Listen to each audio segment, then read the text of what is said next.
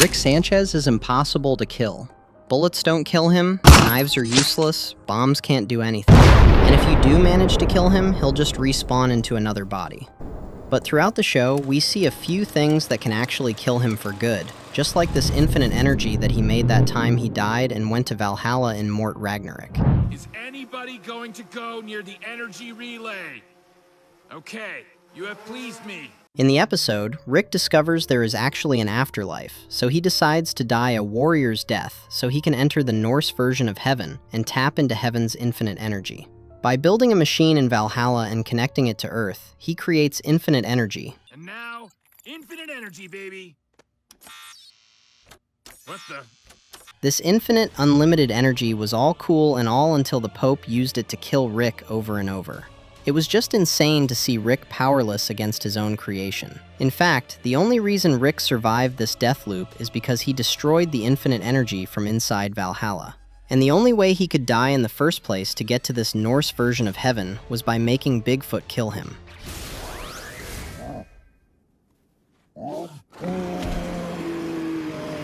You see, the Bigfoot in Rick and Morty isn't just some savage monster hiding in the woods.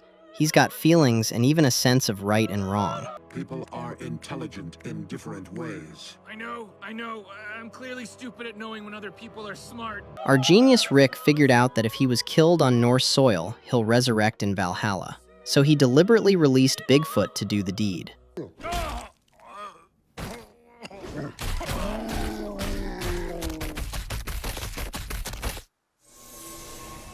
Sometimes I wonder what would have happened if it didn't work out according to Rick's plan.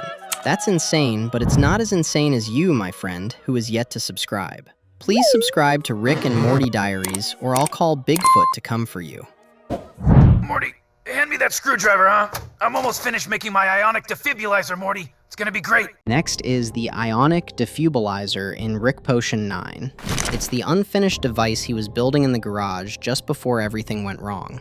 And thank God he didn't, because when the Rick and Morty of Dimension C131 tried to finish it, the machine overloaded and exploded, instantly killing them both. 1 screw turn, and 2 screw turns, and...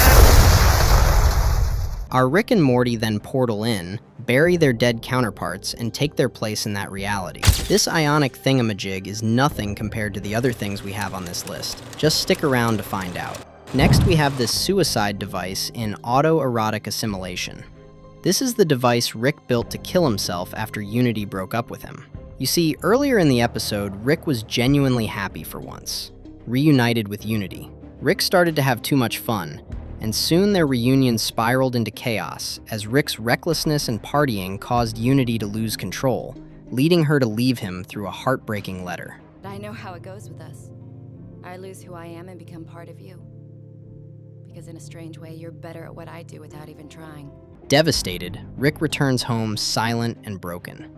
Instead of arguing with Beth or lashing out, he calmly retreats to his garage and starts building one last invention, a machine designed to end his life permanently. Unlike his usual schemes, there were no clones, backups, or failsafes. This ray was meant to erase him completely. It's one of the few moments where Rick truly gives up. The only thing that saves him isn't even technology or genius, just the fact that he drank too much, passed out, and the machine misfired. Next is Timeless Oblivion. And if that name sounds strange to you, let me explain. It all goes down in a rickle in time, and before Rick ends up here, time itself broke apart because Rick froze time in the previous episode. Our time is fractured. You two somehow created a feedback loop of uncertainty that split our reality into 2 equally possible impossibilities. Apparently, time splits because of Morty and Summer's uncertainty, and that causes reality to split into multiple versions, and Rick tries to fix it using unstable time crystals. Things get worse when his own impatience and ego make the timelines multiply even further. Eventually, Rick, Morty, and Summer use special collars to stabilize themselves, but Morty's collar malfunctions. Oh, the latch is broken! It won't latch close around my neck! Rick sacrifices his stabilizing collar to save Morty, sending himself plummeting into a black, spaceless void where time doesn't exist. The timeless oblivion is one of the most terrifying concepts in the show because it's not just death, it's absolute nothingness. No matter how smart you are, there's no physics, no equations, no energy to manipulate. Rick knew that once he fell in, he was gone forever. Oh, sweet Jesus, please let me live. Oh my God, I gotta fix this thing. Please, God in heaven. Please, God, oh Lord, hear my prayers. It was absolutely hilarious to see him beg God not to take his life. The only thing that saved him was Morty's collar miraculously appearing, and if he didn't grab it in time and fix it last minute, that would have been the last of our genius Rick Sanchez. Yeah! Oh, yes! All right! You know what I'm talking about? Oh, that was a close What you're looking at is Fart, a sentient telepathic gas cloud from another dimension that Rick sarcastically names after Morty frees it. Good job, Morty. You killed my best customer, but you saved a mind-reading fart. I like this name, Fart. It isn't aggressive or anything, yet it's one of the most dangerous beings Rick has ever encountered. It can manipulate matter, control minds, and casually make people destroy themselves just by speaking to them. And I bet it could easily kill Rick if it wanted to. Terrific. The fart that pooped gold. No wonder every cop in the system is looking for us. Any species that gets a hold of this thing is gonna use it to take over the galaxy. In fact, the only reason Rick survives is because Fart actually likes Morty. It's one of the rare times in the series where something not created by Rick could have effortlessly ended him. And I can't say the same about Pickle Rick. Okay, I know what you're thinking. Pickle Rick? How can Rick kill Rick? Well, the answer is in this serum. I would like you to tell me what's in the syringe. It's a serum that I need to stay alive. You see, when Rick turns himself into a pickle to avoid family therapy, he immediately realizes he's made a terrible mistake after Beth took away the serum that would turn him back to a human. He has no arms or legs, can't reach his serum, can't do anything except lie there in the hot sun, and in a few hours he'd die. Oh God, moisture. Oh God, moisture, dial it back. If he didn't fight his way through these buff rats and secret agents, making his way back to Beth at the therapy session to get this serum, he would have died. So yeah, if you want to kill Rick, one way is to get him to turn himself into a pickle, or do that yourself, and then take away the serum from him and just wait a few hours for the pickle to die a natural death.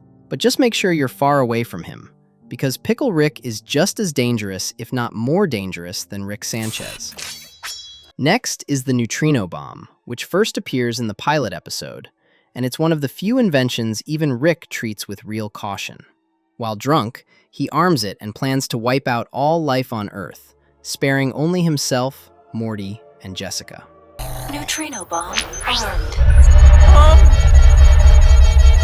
The bomb releases lethal neutrino radiation that passes through all matter, killing everything instantly. At first, you'd think it's just another cool gadget, but Rick doesn't treat it that way. He treats it very seriously. And when Rick considers something truly dangerous, it's because even he knows he wouldn't survive it. The bomb even shows up again in Vindicators 3, and this time around we see why Rick called it dangerous. Disarmed. Next is Frundles, which is so cute for how terrifying a concept it is. Wait, season 2, Jerry, don't! Oh! Mr. Frundles. Everybody in the car. I'm Mr. Frundles. Wait, but I thought he was Mr. Frundles. Everybody in the car, now! The only reason I'm putting this thing on this list is because I watched it eat a whole planet alive in Solarix. Why would you bring that thing into our house? It was cute. We gotta find a new timeline now. And if it bit Rick on the leg, Rick would not survive. Just take a look at the fear on his face when he found out Jerry let it out of the cage. Can't we just go back and fix it?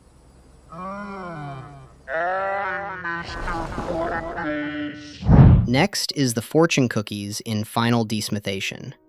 They are easily one of the strangest and most dangerous concepts ever introduced in Rick and Morty. And they're also one of the few things that could genuinely kill Rick Sanchez. Holy shit, this is real. They're controlling fate for profit. I'm glad you're happy. Now can we blow up the building or something? These aren't normal cookies. They're made from the excrement of a Lacarian, an alien creature that literally digests chaos. When it eats special energy capsules, it removes randomness from reality and produces fortune cookies that bend probability itself, making whatever fortune is written inside actually happen. That's how fate works. It's a field, like gravity, but instead of pulling small toward big, it pulls unknown toward known. Ah, so we do know what's going on. We know this. Everyone that's had a fortune cookie in the last 20 years has eaten this thing's poop.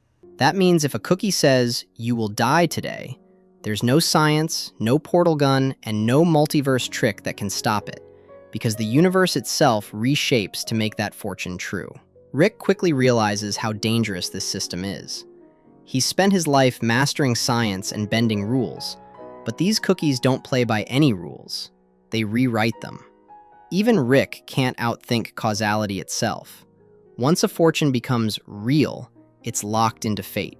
That's why he takes the whole operation so seriously.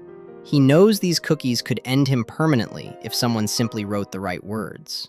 In short, the fortune cookies represent the one force Rick can't fully control or predict, which is pure fate. And for someone who's built his identity around defying the universe, that makes them one of the few things truly capable of obliterating him. And as the most powerful man in the universe, if I create technology to prevent a random occurrence, I'll end up making it more possible than random. So with this newfound knowledge, do you think you can kill Rick? Subscribe if you can.